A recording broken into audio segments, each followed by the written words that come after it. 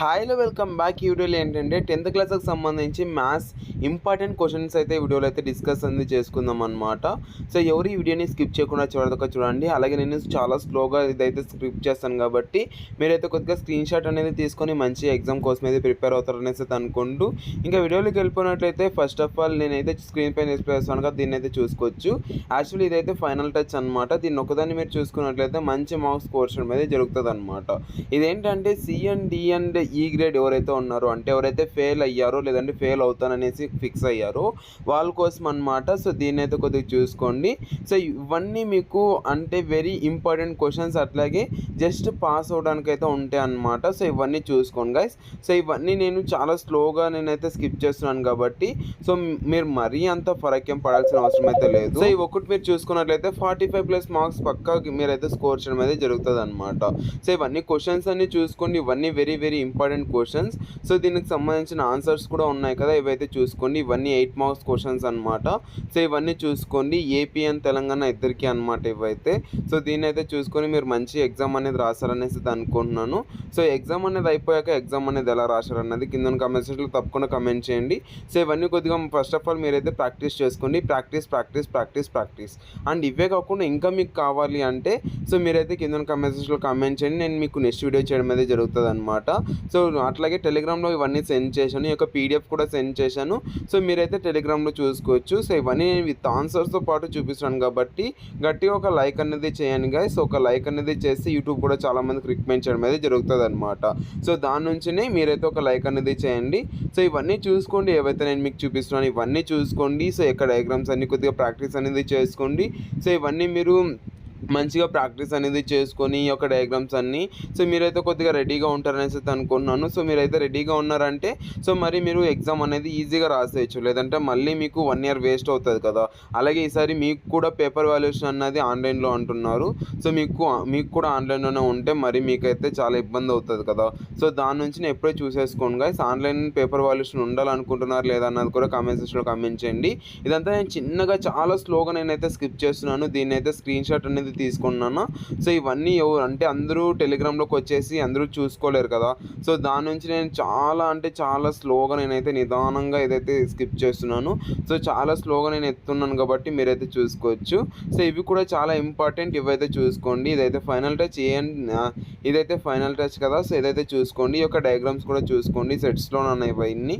So ఇవన్నీ చూసేసుకోండి. A union B, A minus B. So ఇవన్నీ చూసేసుకున్నట్లయితే మీరైతే మంచి మార్క్స్ స్కోర్ చేయడం మీద జరుగుతుంది అనమాట. సో ఇవన్నీ చూసేసుకోండి అండ్ ఇవి కూడా చూసుకోండి. సో ఈ యొక్క డయాగ్రామ్స్ కూడా కొద్దిగా ప్రాక్టీస్ చేసుకోండి. సో ప్రాక్టీస్ చేసుకున్నారంటే మంచి మార్క్స్ స్కోర్ చేయడం అయితే జరుగుతుంది అనమాట. ఇవన్నీ చూసుకోండి. అండ్ దీనిలో very very very very important question ఏదంటే సో ఇది ఇక్కడ చూసుకున్నట్లయితే ఇఫ్ కాస్ 7a = సైన్ ఇది ఉంది కదా.